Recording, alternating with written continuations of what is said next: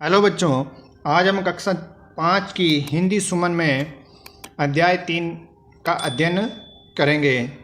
इस अध्याय में अपन कठिन शब्दार्थ, पाठ्य पुस्तकीय प्रश्न उत्तर, भाषा की बात वाले प्रश्नों को भी हल करेंगे। इस अध्याय में गायों की रक्षा करते हुए अपने प्राणों का बलिदान देते हुए लोक देवताओं के बारे में पढ़ेंगे। यानी गो रक्षक लोक देवता, यानी गायों की रक्षा करने वाले देवता। इस पाठ में अपन बहुत ही सरल तरीके से पढ़ेंगे और कठिन शब्दार्थों को भी अपन देखते रहेंगे। सुबह सुबह मेरी नींद खुली ही थी कि पिताजी की आवाज़ आई, मीरा उठो जल्दी करो, देखो बाड़े में गाय खड़ी है, उसे चारा पानी दे दो। पिताजी की बात सुनकर मैं उठी, माँ के साथ अपनी गाय कजरी को चारा पानी देने चली गई। गोरी बच्चिया, बच्चिया का अर्थ होता गाय का बच्चा, की रस्सी खोलकर हमने गाय का दूध दुहना शुरू किया। दूध दुहने के बाद हम घर लौट आए। यानी सुबह सुबह जैसे ही मीरा की नींद खुल रही थी और पिताजी की आवाज़ आई, बेटा उठो जल्दी करो, बाड़े में गाय को चारा पानी दो। ये बात सुनकर मीरा उसकी माँ गाय को चारा पानी देने चली गई और गाय की बच्चिया को खोलकर गाय का दूध दुहना शुरू किया। जैसा कि अपने को चित्र में दिख रहा है, गाय का दूध लेकर वो घर में खीर बना रहे हैं। आज घर में खीर बनेगी। माँ ने खीर बनाने की तैयारी कर दी। चूल्हे पर गर्म दूध होने को रखा। शक्कर, चावल और सूखे मेवे तैयार थे। यानी अपन खीर के अंदर शक्कर, चावल और सूखे मेवे भी डालते हैं। मैं खीर खाने के लिए बहुत उत्साहित थी। पिताजी बोले, पहले तेजा जी के थान पर भोग लगाएंगे, फिर खीर खाएंगे। यानी जैसे खीर बनाने लगे और पिताजी बोले कि हम खीर का पहले तेजा जी के भोग लगाएंगे, फिर अपन खाएंगे। यहाँ पे लिखा हुआ थान, थान का अर्थ होता है मंदिर। यानी पिताजी ने बताया कि अपन पहले तेजा जी के भोग लगाएंगे और फिर अपन मिलकर खाएंगे। मैं पिताजी के साथ खीर लेकर थान जा रही थी। रास्ते में मैंने पूछा, पिताजी हम तेजा जी के थान पर खीर का भोग क्यों लगाते हैं? तो पिताजी आगे बताते हैं, पिताजी ने समझाया कि तेजाजी गायों के रक्षक लोक देवता के रूप में पूजे जाते हैं। उन्होंने गायों की रक्षा के लिए अपना बलिदान दिया था। बलिदान का अर्थ होता है कुर्बानी। यानी तेजाजी के अपन खीर का भोग इसलिए लगाते हैं क्योंकि तेजाजी गायों की रक्षा के रूप में, गायों की रक्षा करते हुए अपने बलिदान दे दिया था, इसलिए अपन तेजाजी को खीर का भोग लगाते हैं। और तेजाजी को अपन लोक देवता के रूप में, गोरक्षक लोक देवता के रूप में पूजते हैं। मेरी जिज्ञासा बढ़ी तो पिताजी ने आगे बताया, तेजाजी का जन्म राजस्थान के नागौर जिले के खरनाल गांव में हुआ था। यानी तेजाजी का जन्म राजस्थान के नागौर जिले के खरनाल गांव में हुआ था। उनके पिता का नाम तहाड़देव और माता का नाम राम कुंवरी था। बचपन से ही तेजाजी में वीरता और साहस के गुण थे। यानी तेजाजी बहादुरी और साहस हमेशा ही उनके बचपन से ही तेजाजी में ये गुण थे। उन्होंने अपना जीवन गायों की रक्षा के लिए समर्पित कर दिया। समर्पित का मतलब होता है बिल्कुल ही समर्पण कर दिया गायों की रक्षा के लिए। एक बार जब लुटेरे गांव की गायों को लेकर जा रहे थे, तब तेजाजी ने उनका सामना किया और गायों को लुटेर से बचाया और इसलिए उन्हें गोरक्षक देवता माना जाता है।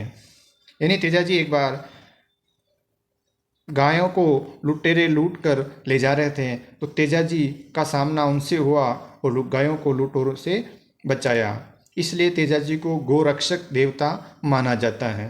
भाद्रपद शुक्ल दशमी को तेजा दशमी के रूप में मनाया जाता है। यानी भाद्र शुक्ल दशमी को तेजा दशमी के रूप में मनाया जाता है। थान पर, थान का मतलब मंदिर।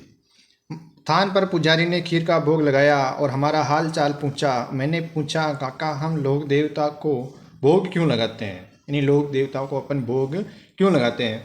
वे बोले, हम लोक देवताओं के त्याग, बलिदान और समाज सेवा को याद करने के लिए उनकी पूजा करते हैं।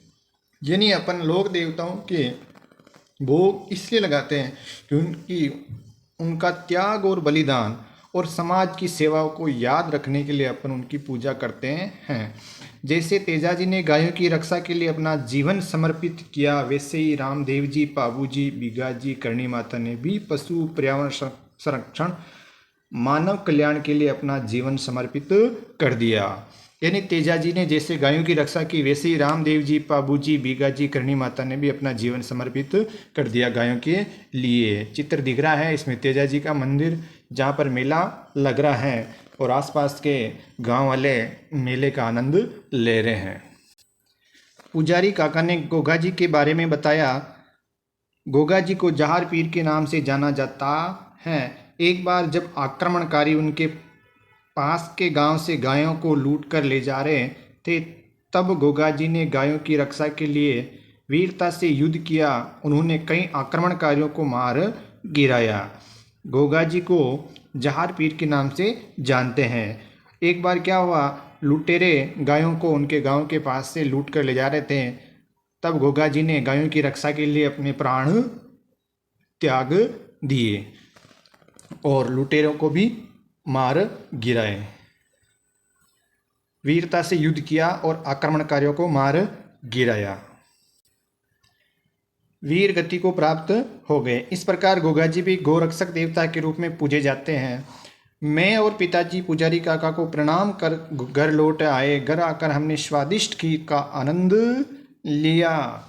खीर खाकर मुझे बहुत ताजगी महसूस हुई। मैंने माँ को पुजारी काका से हुई बातचीत के बारे में बताया। माँ ने कहा, जैसे तेजाजी गोगाजी ने गायों की रक्षा की, वैसे ही पाबूजी ने भी गायों और ऊँटों की रक्षा के लिए अपना जीवन समर्पित कर दिया था।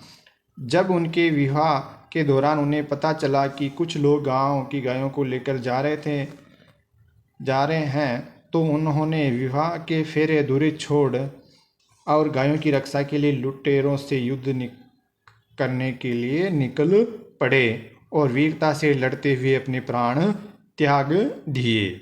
यानी पुजारी काका ने बताया कि गोगाजी और तेजाजी गोरक्षक देवता के रूप में पूजे जाते हैं, लेकिन माँ ने बताया कि तेजाजी और गोगाजी ने गायों की रक्षा की, वैसे ही पाबूजी ने भी गायों की और ऊँटों की रक्षा की। एक बार पाबूजी का विवाह हो रहा था और फेरे भी चल रहे थे, तो उनको पता चला कि लुटेरे गांव की गायों को लेकर जा रहे हैं, तो उन्होंने फेरे अधूरे छोड़कर गायों की रक्षा के लिए युद्ध करने निकल पड़े और वीर गति को अपने प्राण त्याग दें। वीरता से लड़ते हुए अपने प्राण को त्याग दिए।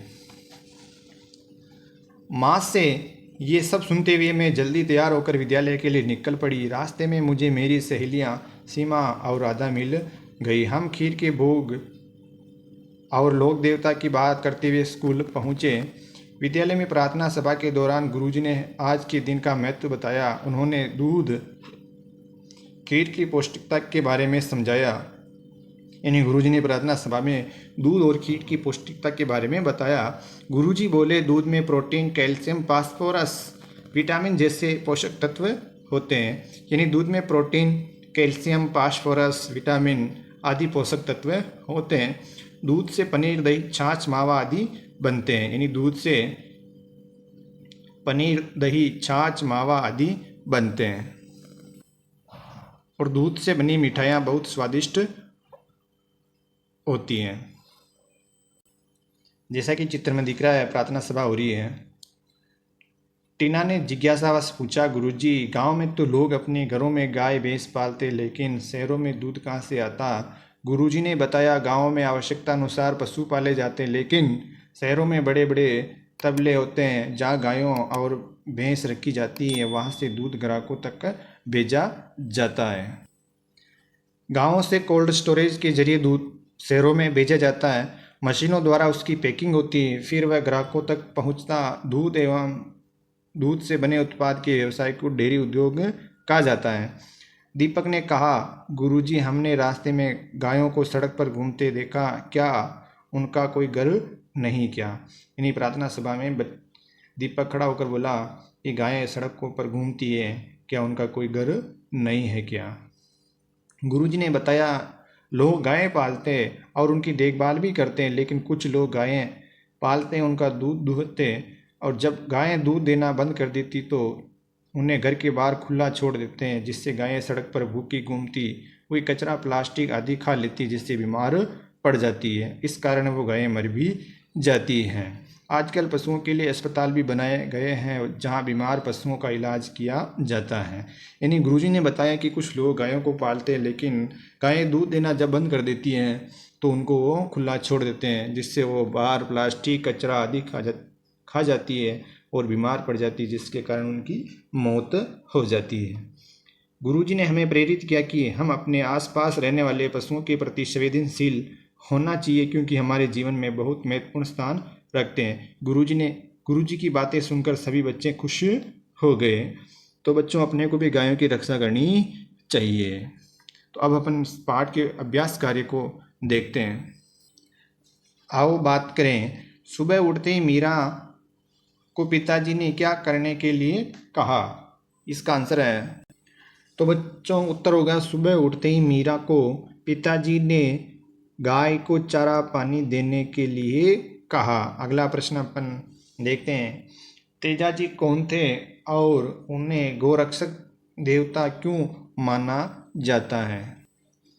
तेजाजी नागौर जिले के खरनाल गांव में जन्मे तहाड़ देव और राम कुंवरी के पुत्र थे। उन्होंने गायों को ले जाते हुए लुटेरों से सामना करके गायों को बचाया था, इसलिए उन्हें गोरक्षक देवता माना जाता है। विद्यालय में गुरुजी ने दूध से मिलने वाले कौन कौन से पोषक तत्व बताए? विद्यालय में गुरुजी ने दूध से मिलने वाले प्रोटीन, कैल्शियम, फास्फोरस, विटामिन आदि पोषक तत्वों के बारे में बताया। खीर बनाने के लिए क्या क्या सामग्री चाहिए? खीर बनाने के लिए दूध, शक्कर, चावल, सूखे मेवे आदि सामग्री होनी चाहिए। तो अगले प्रश्न को देखते हैं। सोचो और लिखो। जहार पीर के नाम से किस लोक देवता को माना जाता है? बाबा रामदेव, पाबूजी, तेजाजी, गोगाजी। तो अपन ने देखा था गोगाजी को द आंसर होगा। पाठ में आए इन शब्दों के अर्थ लिखे और वाक्य बनाए। गौरक्षक, गायों की रक्षा करना। बलिदान का अर्थ होता है कुर्बानी। समर्पित का अर्थ होता है समर्पित का अर्थ होता है समर्पण। जिज्ञासा का अर्थ होता है ज्ञान प्राप्त करने की इच्छा। तो अपन इसके अर्थ लिखते हैं और वाक्य भी बनाते हैं। गौरक्षक का अर्थ होता है गायों की रक्षा। वीर तेजाजी को गौरक्षक के रूप में पूजते हैं। बलिदान का अर्थ होता है कुर्बानी। देश के लिए सैनिकों ने अपना बलिदान दिया। समर्पित का समर्पण। शिक्षक अपने छात्रों के प्रति समर्पित हैं। जिज्ञासा, ज्ञान प्राप्त करने की इच्छा। वैज्ञानिक हमेशा नए ज्ञान की जिज्ञासा रखते हैं। अगला प्रश्न देखते हैं। अनुमान लगाएं। यदि मीरा के घर में गाय न होती तो खीर बनाने के लिए दूध कहाँ से आता? यदि मीरा के घर में गाय न होती तो खीर बनाने के लिए दूध डेयरी से आता। आप पालतू जानवरों की देखभाल कैसे करते हैं? हम पालतू जानवरों को एक साफ सुथरा और सुरक्षित जगह देना आवश्यक है, साथ ही भोजन, पानी आदि खिलाकर देखभाल करते हैं। शहरों में दूध की व्यवस्था कैसे होती है? गांवों से एकत्रित दूध को कोल्ड स्टोरेज कर शहर में ग्राहकों तक पहुंचाया जाता है। भाषा की बात। नीचे दो मुहावरे दिए गए, अपने साथियों से बातचीत कर इनके अर्थ का पता लगाए, वाक्य में प्रयोग भी कीजिए। दूध की नदियाँ बहना, इसका अर्थ होता है अत्यधिक समृद्धि और धन का होना। तो अपन दोनों को कंप्लीट करते हैं। दूध की नदियाँ, अत्यधिक धन समृद्धि होना। भारत में पहले दूध की नदियाँ बहती थी, ये इसका वाक्य में प्रयोग हो जाएगा। दूध का दूध, पानी का पानी, सही गलत में भेद करना। पुलिस ने अपराधी की सच्चाई को उजागर कर दी। अगला प्रश्न देखते हैं। नीचे दिए गए वाक्यों में एक वचन